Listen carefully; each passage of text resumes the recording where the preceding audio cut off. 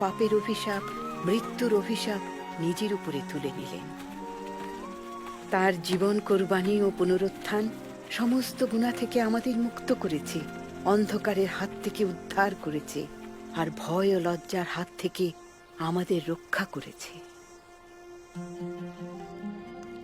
আমাদের পূর্বপুরুষ ইব্রাহিমের কাছে আল্লাহ ওয়াদা করেছিলেন, পৃথিবীর সমস্ত লোক তার দ্বারা রহমত পাবে।